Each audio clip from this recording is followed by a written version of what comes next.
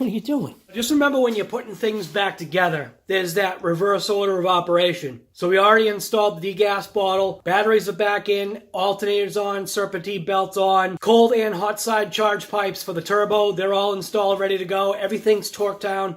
Give yourself a chance and just kind of go over things. Make sure all your connectors are there. Make sure everything's tight. Take that extra, few minutes to think about things and make sure everything's all set up. You'll want to have an issue when you first fire it up. Now, there's a process that you have to go through. You got to prime the oil through the system. That way the injectors get oil pressure, because that's the only thing that's going to release the fuel is once that pressure builds. Making sure that also your fuel system's primed. Yeah, let's just get into it and see what happens. Is Big Black ever going to run again? Hey, Daisy, did you find your bone?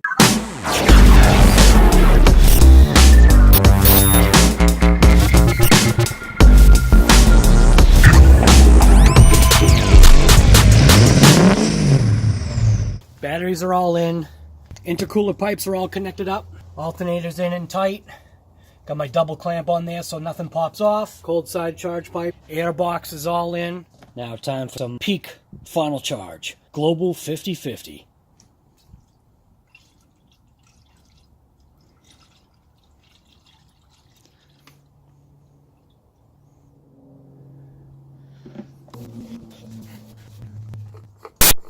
So now what I want to do is I actually want to just take my fuel filter out just for a little bit.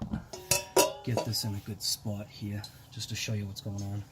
So with my truck, I've been dealing with this since the first time I did. It was either the first time I did a fuel filter or the second time I did a fuel filter that for some reason mine won't prime. So what I have to do is I have to pour fuel into mine, and then right now what I'm going to do, I'm going to see if I cycle the key, if I can get any air bubbles out. So we'll see what happens. I'll leave the camera right there.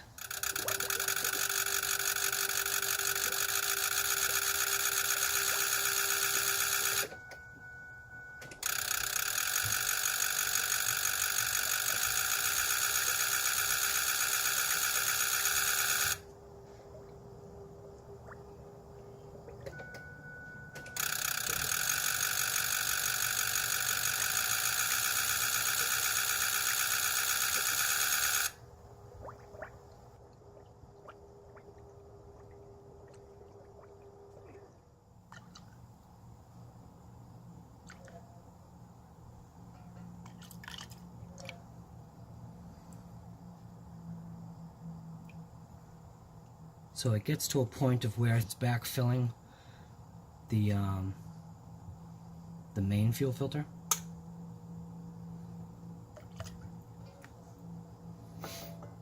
And what it will do is it'll get to a point where it should stop. I hope.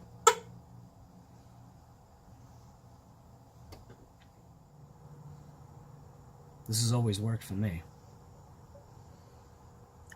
You just have to make sure that obviously you're pouring in real clean fuel.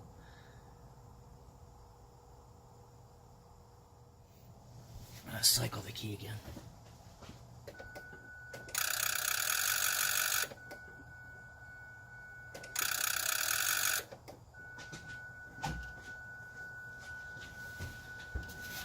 So I'm pretty sure we're good now. You saw that it cycled. So now just screw this bad boy back on. Now I am going to cycle the key again after I get this all closed up.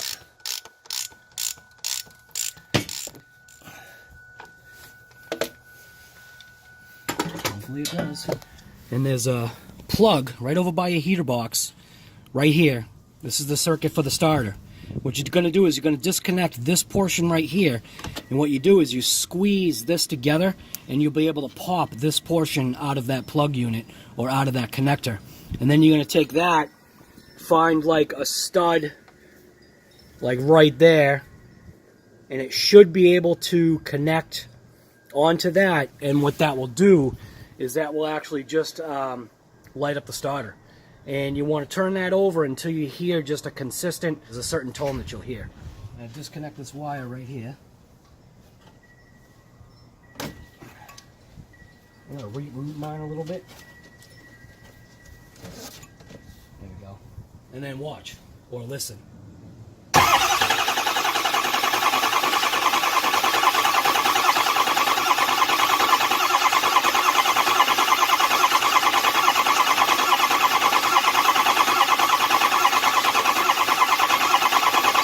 Now that seems pretty consistent, so we're gonna give it a shot right now. There's like a little groove that's actually in this. You see right there, that little groove. Right, come on, focus. See that little groove? You gotta kind of like turn this connector in order to get it into that little slot.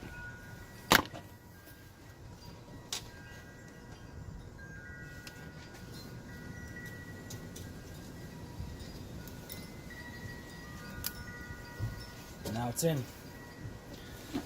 Battery charge. So we're looking at for charging up. And I've got 2 jump packs. Hooking on the batteries. Charger was running all night. Voltage. We're looking at, so in-truck voltage, 13.4. I think we're good to go for that.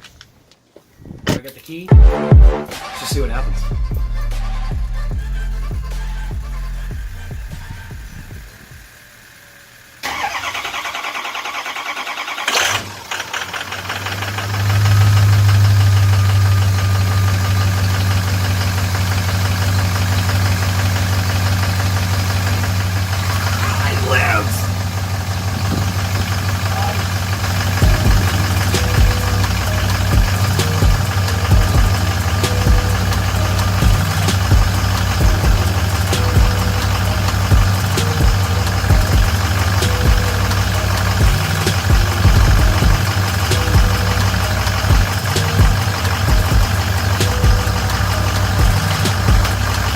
I'll tell you right there, that is a beautiful sound right there.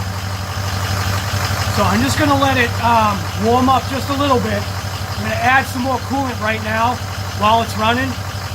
And yeah, Big Black lives.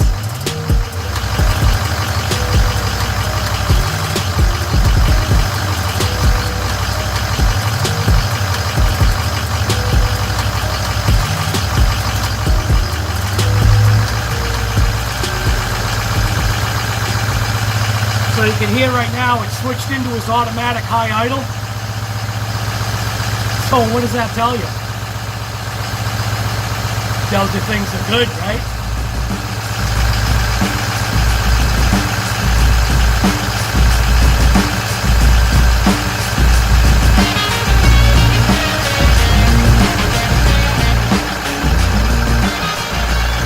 It'll be really obviously interesting to note or notice is if our quart of oil a day problem has been solved. I'm fairly confident that it has. So what I had noticed on some of the gaskets, or at least my son noticed, I saw in the video, maybe, I don't know, maybe I didn't record that part. But anyway, a lot of the gaskets were extremely flat and brittle. So what I'm hearing right now, that smooth idle, that smooth diesel idle, that sounds great. So right now I'm just going to check for leaks in the fuel system and look underneath the truck and just make sure everything's all set.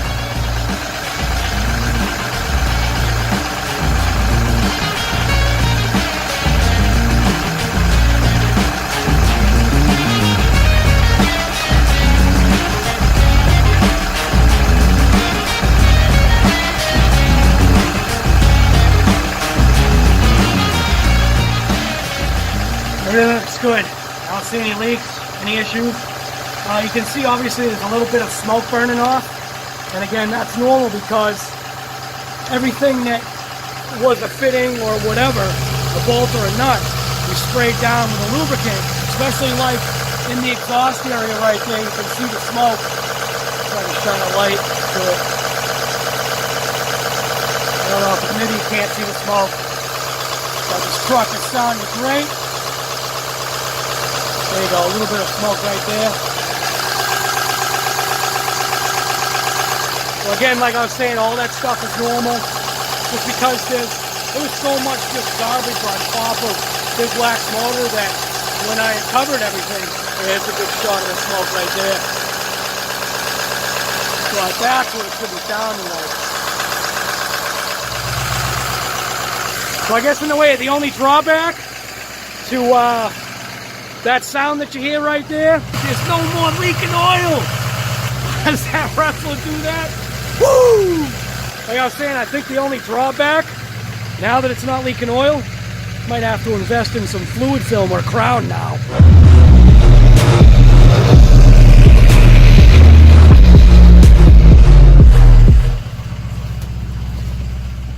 So I wanted to get in here and just check the SCT, see what we're looking at. Charging at 14.3 volts on average, fluctuating on the meter like always. Fickum's reading 47.5 as always. Fuel injection control pressure, we got a high right now of 1938. The turbo's sticking though. That's typical. That's just going to be another episode. And the thing's got, what, how many miles do I have? Thing's got 205,000 miles on it, so I think that's good enough for the turbo, right? Now that we're at an operating temp, we're going to shut her down. And we're going to check the oil, see what the oil level looks like, and maybe take it for its first ride.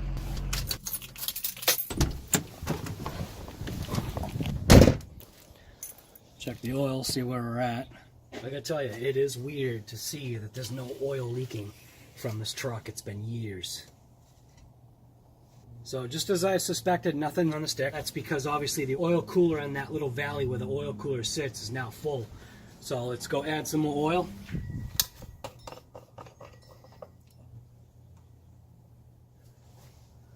Check it again. I think we're just starting to register on the tip of the stick. I'm just gonna empty the rest of the contents right in there. That should do it.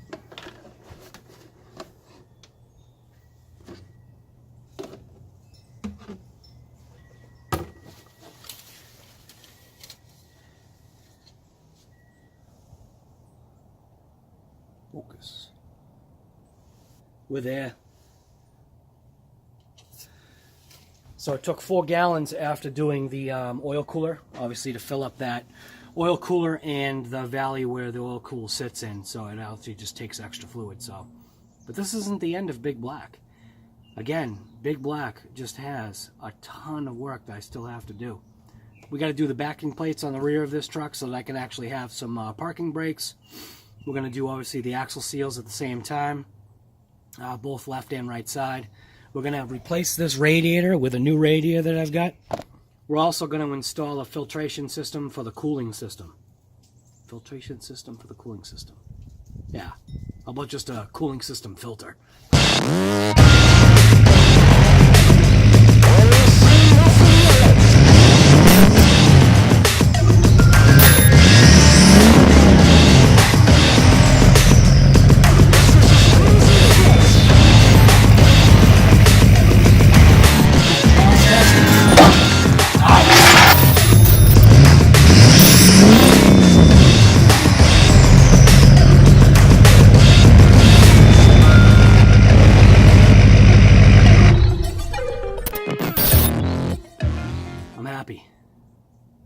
But this isn't the end of BigBlack.